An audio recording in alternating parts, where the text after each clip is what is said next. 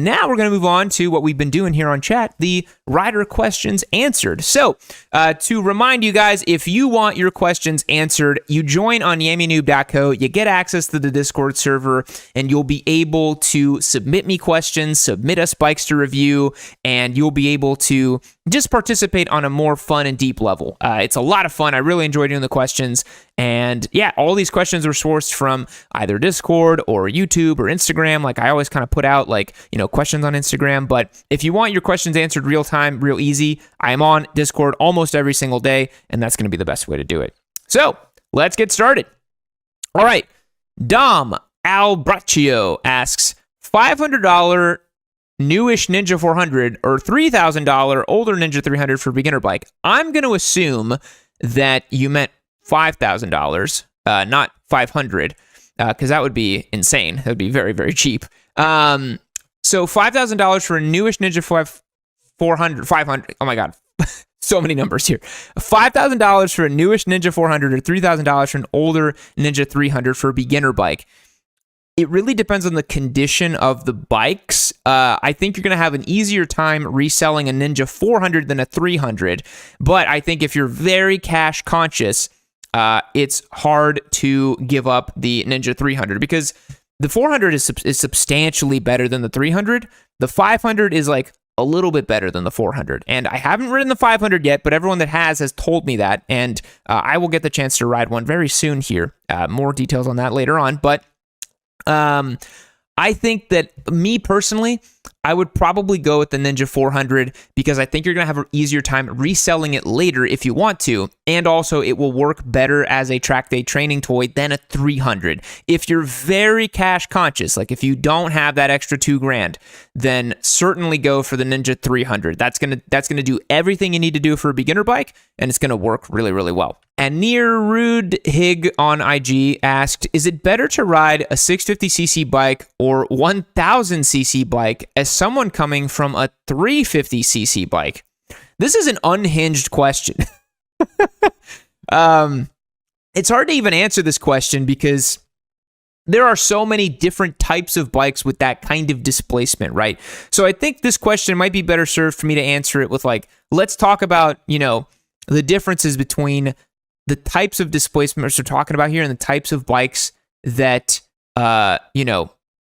could be in this question, right? So if you're coming from a 350, that could be a Meteor 350, right? It could be the most humble little entry-level bike, but it could be maybe a 350 KTM dirt bike, and that's way different, way more fire-breathing, way more exciting, way more interesting.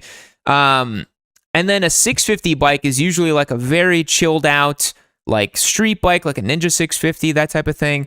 And a 1000cc bike, if you're talking about super bikes, are just absolute missiles. So I would say before asking these questions, you got to understand what type of bikes you're talking about. And maybe if you are coming from a 350 Royal Enfield, which is I think going to be what that 350cc is talking about, do not go for a 1000cc bike. You are going to scare yourself so much. If you're going for a 1000cc cruiser, then sure, but the displacements are kind of irrelevant unless I know specifically what bikes you're talking about. So that's what I would say. We Surf 2001. Now that the CF Moto has been out for the CF Moto 450SS has been out for 2 years, where would you rank it for starter motorcycles? Okay, so CF Moto 450SS. I have ridden and reviewed this motorcycle. I rode one on track actually as well. I tested it against the 400. I rode the CF Moto 450SS on street. We did some pretty extensive testing with it, and I think that for the price, it's pretty good. It makes a nice sound. It feels pretty good. It's a little heavy for my taste. It has a little bit more substantial stature to it. It doesn't feel like a light, fun, flickable beginner bike. It feels a little dense. I think that we haven't seen any reliability issues for these 2 years. So I would say that today, currently, I would probably rank the CF Moto third. I would rank the RS 457 first, And there's a reason I'm saying that. It's because we just got one of those, and I've ridden it a bunch, and it is by far the class-leading motorcycle. It's got a better frame, better engine, better handling, better everything. That bike is untouchable, but it's more expensive, right? But it's the best. The second one, I'd probably put the Ninja 500. Proven Kawasaki reliability, excellent build quality, built on the 400 platform, just a slightly longer stroke engine. In my opinion, it's probably going to feel so similar to the 400, but I haven't ridden it yet, so the jury's still out. The 450 SS I would put third. It does have the cross-plane, the 270-degree crank on the parallel twin, so it has that spicy kind of fun, kind of vibe to it. But I think I would rank it probably third in the kind of starter motorcycle beginner sport bike universe. So take that for what you will. Eridan Gray asks, do you have any tips specifically for a 30-plus-year-old beginner rider?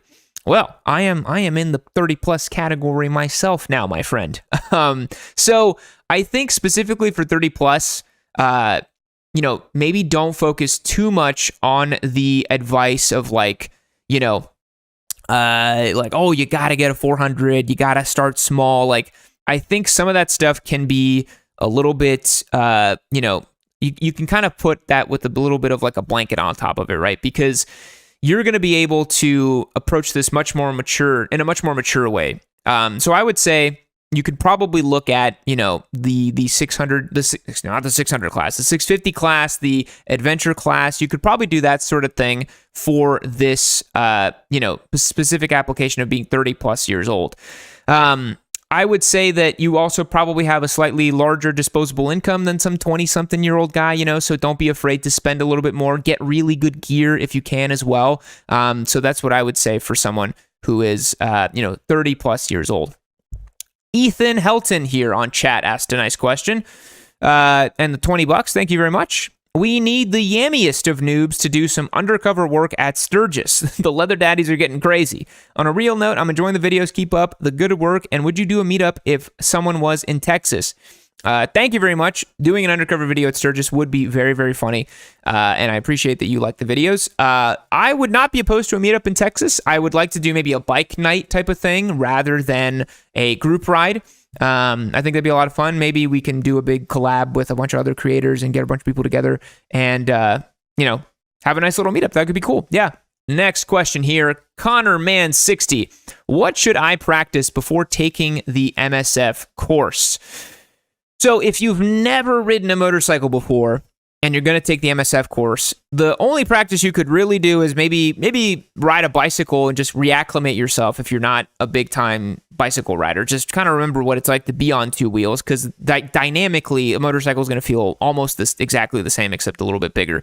If you have never driven a manual car, you could also practice that. Just to remember clutch control and shifting gears and that sort of thing. It works exactly the same on a motorcycle, except the position of the clutch and the shifter is switched, right? Like your clutch is in your hand and your shifter's on your foot on a motorcycle, whereas in a car, your clutch is on your foot and your shifter's in your hand. So you just have to reprogram your brain a little bit. But if you practice both of those, you should be in really good shape to take the MSF. They go really nice and slow. They take it easy there, and they should take care of you. You're going to do a lot of waddling for the first couple of hours, and you're going to be just fine. Alexander Bubolis, excellent name, asks, what are your thoughts on the CF Moto 675 SS and the 500 VOOM 4-cylinder?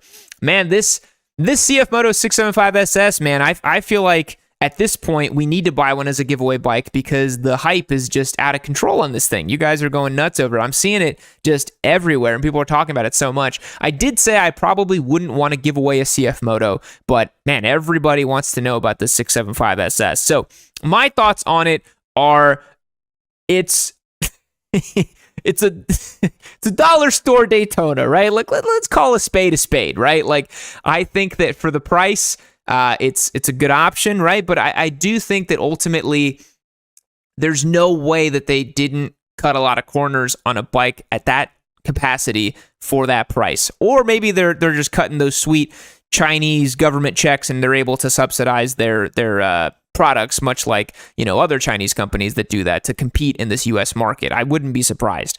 I don't know where they're getting the 675 engine from. I wouldn't be surprised if they took a 675 engine from Triumph and just reverse engineered it and just made their own clone of it. They've done that before. with the Kawasaki engines and other things. So I think it's, not so cool if they did that, but everybody wants to see it. Everyone wants to see me ride it. So I'd love to ride it and form a big opinion on it.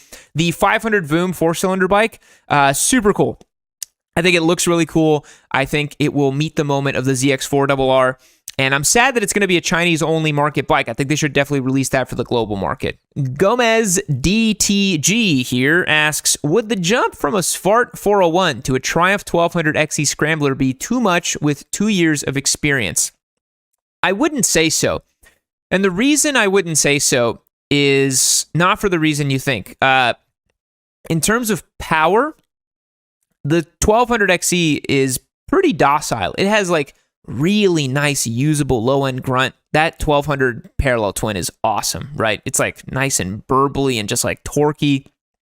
Super nice to use, but it doesn't get in its own way and it's not scary to ride at all. Where I think you're going to notice a big difference is in size and stature. The Svart 401 is a really nice, fun, small little motorcycle, but the Triumph 1200 XE is way bigger, right? It's way heavier, way bigger, and so that it's way taller too. So that may take you a little bit of getting used to, but I don't think if you've ridden the Svart for 2 years and you're still going to be on like a kind of chilled out, scrambly kind of bike, it's not going to be too bad. It's basically like jumping from a Svart 401 to like, a middleweight naked bike. It's basically going from a Svart 401 to like an MT-07 or something like that. The Triumph 1200 XE feels about as fast as an MT-07 because it's so heavy and kind of lumbering, but it's a really, really nice motorcycle, and it's way more of like a chill out Scrambler, kind of relaxed kind of bike. So I don't think it'd be too bad. Hey folks, I hope you're enjoying this Yammie Noob Livestream clip. Remember, every Wednesday at 6 p.m. Central, right here on YouTube, I do the streams. If you want a chance to participate in the live streams, head over to yammie.co and become a member. You'll get access to our Discord server, automatic entries to win our giveaway motorcycles, and access to our newsletter as well. It's a great way to support the show. It's like a bike night that never ends over there. It's a lot of fun, and I'm on there all the time. Join as a member on yammie.co and support the show. It's Von Natamagia. Y'all have these crazy usernames, man. I can't even pronounce these. New Triumph 400 for $6K after tax, or used Royal Enfield INT 650 for $3.9K. I mean, I had more fun on the Triumph 400 than the Royal Enfield INT 650. Although I did take a bone stock INT 650 on track, and that was one of the most fun things I've done on a motorcycle. If you guys haven't seen that video, go and check it out. I literally scraped the exhaust and pegs so hard, I almost got high-sided off the bike. That was a lot of fun in a twisted kind of way. But I have more fun as a street bike on the Triumph 400 than the Royal Enfield INT 650. But the INT is a pretty tried and true platform, and 3.9 is pretty fair for it. And where I think the INT is going to be better is if you want like big bike presence and sound, the INT 650 has it. It has a 2-cylinder engine. It has a proper burbly kind of sound. The Triumph 400, if you're a brand new rider, it won't matter to you, but to other people, it's a single-cylinder bike. It's a little, kind of down on power type of thing, but I think it's still great, honestly. I really enjoy it. So I would pick that one if it were me personally. Michael Akinyemi on Instagram asks, how many miles is too many when buying a used sport bike? It really depends on the type of bike. If you're looking at a Ducati with, 13,700 miles or something like that, that's too many. Why specifically that mileage? Because you're going to have to do the 15,000 Desmo service. It's going to be super expensive. And if you're not ready for that, you're about to be hit with a gigantic bill as soon as you get this bike, right? I think European sport bikes, if you're looking at a used one, be very careful, very judicious, and know what you're getting into, because they are known to be way more temperamental, way more maintenance prone, and I personally wouldn't buy one unless it was absolutely mint and from a dealership who serviced it and did everything correct on it, because there's just way too many variables. Now, when it comes to Japanese bikes, a lot of that goes out the window. Those bikes are friggin' bulletproof. If you've seen what people put Gixxer 600s through, you would know that you can do virtually anything to a Gixxer and it will survive. So people stunt ZX6RRs. Stunt bikes live the most abused, wretched existences known to man.